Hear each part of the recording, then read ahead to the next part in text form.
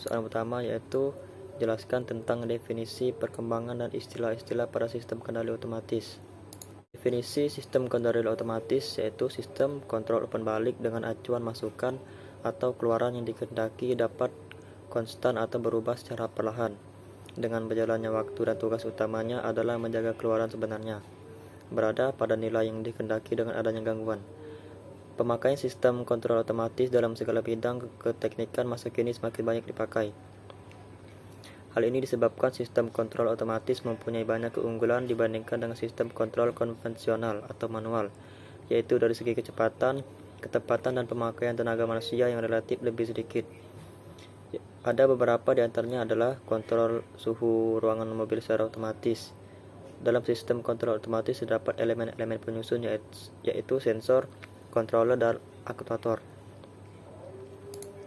Dan sejarah dari sistem kendali otomatis.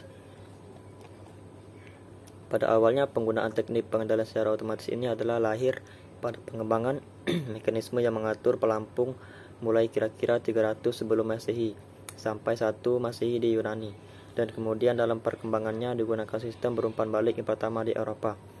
Pada sistem pengatur suhu dari Cornelis Drebbel 1572 sampai 1633 dari Belanda, dan Denis Pepin 1647 sampai 1712 adalah yang pertama kali menemukan pengatur tekanan untuk pembangkit uap pada tahun 1681.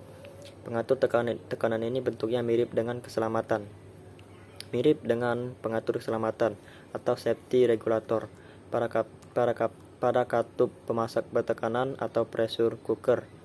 Dan kemudian pengatur berumpan balik pertama kali yang digunakan di industri adalah bola pengatur dari James Watt yang dikembangkan tahun 1769 untuk mengendalikan mesin uap. Dan pada perkembangan teori pengendalian otomatis dan aplikasinya sebelum Perang Dunia Kedua di Amerika berbeda dengan di Eropa dan Uni Soviet. Adanya sistem telepon dan penguat elektronik menyebabkan munculnya teori yang dikemukakan oleh Bode, Nyquist, dan Black di laboratorium Bell Telephone. Dan selanjutnya istilah-istilah dalam sistem kendali otomatis yaitu yang pertama sistem. Sistem merupakan kumpulan komponen-komponen yang saling berhubungan dan bekerjasama untuk mencapai suatu tujuan tertentu. Sistem tidak dibatasi hanya untuk sistem fisik saja. Konsep sistem dapat digunakan pada gejala yang abstrak dan dinamis seperti yang dijumpai dalam ekonomi. Oleh karena itu, istilah sistem dapat diinterpretasikan untuk menyatakan sistem yaitu fisik, biologi, sosial, dan ekonomi. Dan yang kedua, proses. Proses adalah nama lain untuk sistem. Pada umumnya setiap operasi yang dikontrol disebut proses. Sebagai contoh adalah proses kimia, ekonomi, dan biologi. Yang ketiga adalah plan. Plan adalah nama lain untuk sistem. Plan adalah seperangkat peralatan mungkin yang hanya terdiri dari beberapa bagian mesin yang bekerja bersama-sama yang digunakan untuk melakukan suatu operasi tertentu. Yang keempat, variabel. Variabel adalah suatu besaran yang nilainya dapat berubah-ubah.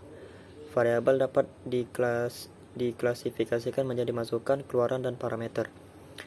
Masukan merupakan variabel yang menyebabkan atau menghasilkan keluaran, dan keluaran merupakan variabel yang merupakan hasil atau respon nyata dari sistem pengendalian. Dapat sama dengan yang diharapkan sebagai akibat dari masukan, dapat juga tidak sama. Dan parameter merupakan variabel yang tertentu dan konstan berkaitan dengan batasan fisik dari sistem. Selanjutnya, sistem pengendalian.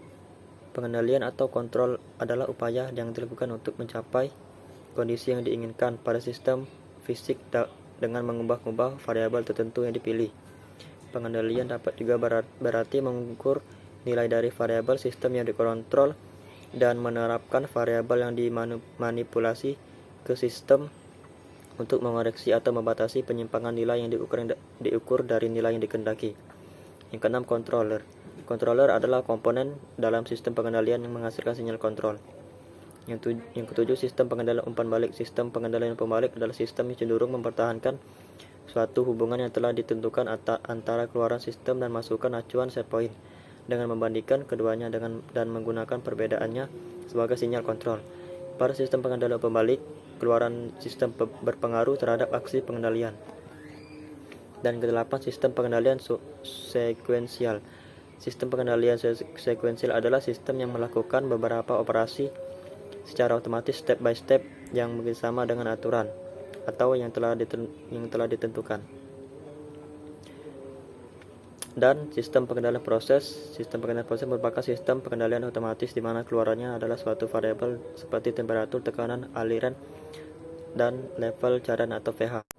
Yang kedua, jelaskan perbedaan mendasar dari blok diagram dan grafik aliran sinyal. Yaitu grafik aliran sinyal merupakan bentuk yang lebih sederhana dibandingkan dengan diagram blok sistem. Karena manipulasi diagram blok umumnya digunakan untuk menentukan fungsi alih suatu sistem yang sederhana. Sedangkan untuk sistem yang lebih rumit digunakanlah grafik aliran sinyal. Karena grafik aliran sinyal menggambarkan aliran sinyal dari satu titik sebuah sistem ke titik yang lain dan memberikan hubungan antara sinyal-sinyal tersebut. Yang ketiga, jelaskan apa yang Anda ketahui tentang Skylab dan digunakan untuk apa saja Skylab tersebut dalam sistem kendali secara umum. Skylab adalah bahasa pemrograman tingkat tinggi.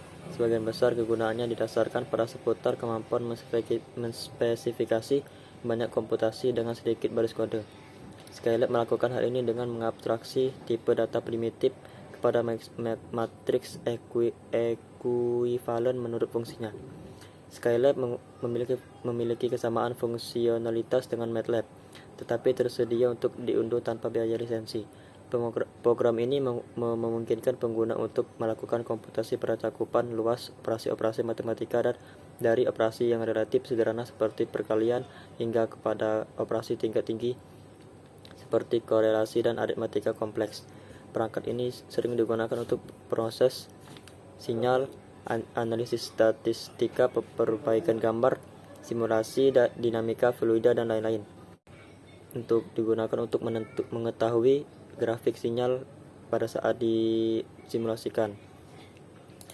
Dan yang terakhir, jelaskan sekilas apa saja yang Anda ketahui dari PLC. Sebutkan contoh-contoh penerapan PLC dalam kehidupan sehari-hari.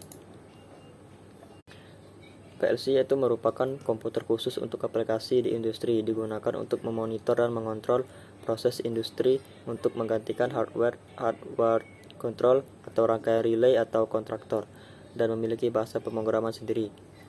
Dan PLC diperkenalkan pertama kali pada 1969 oleh Richard E. Morley, yang merupakan pendiri Morricone Corporation. PLC device ini terdapat berbasis komputer standar industri menggantikan device elektromekanik dan rangkaian mengontrol mesin-mesin proses dan peralatan-peralatan.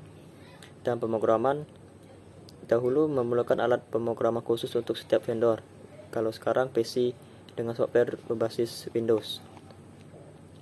Sebelum ditemukan PLC, tugas pengontrolan dilakukan oleh kontraktor dan relay yang dirangkai bersama dengan kabel. Rangkaian harus didesain, digambar dulu, kemudian menetapkan spesifikasi dan instalasi perkabelan. Memori, seperti halnya sistem komputer, memori PLC terdiri dari RAM dan ROM. Kapasitas memori antara satu PLC dengan yang lain berbeda-beda tergantung pada tipe dan pabrik pembuatannya. Dan beberapa pabrik menyatakan ukuran memori dalam byte, ada juga yang kilobyte. Dan ada pula yang dinyatakan dengan jumlah instruksi yang dapat disimpan. Dan RAM, program yang dituliskan umumnya disimpan dalam RAM yang ada dalam PLC sehingga dapat diubah atau diedit melalui program unit. Kerugian penyimpanan di RAM adalah program dan data akan hilang ketika power supply mati. Dan juga terdapat ROM yaitu supaya program dalam RAM bisa dieksekusi harus ada operasi sistem PLC. Operasi sistem ini dibuat oleh pabrik pembuat PLC yang disimpan dalam ROM dan hanya dapat dibaca oleh prosesor. Dan juga terdapat input dan output. Input mendeteksi ketika sinyal diterima dari sensor, mengkonversi sinyal input menjadi level tegangan yang bisa diterima prosesor, dan mengisolasi PLC dari fluktuasi tegangan atau arus sinyal output.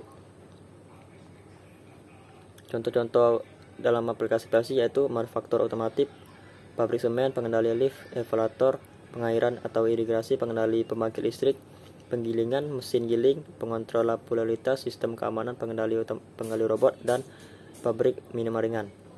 Demikianlah untuk jawaban-jawaban dari UAS untuk malam ini. Saya ucapkan terima kasih.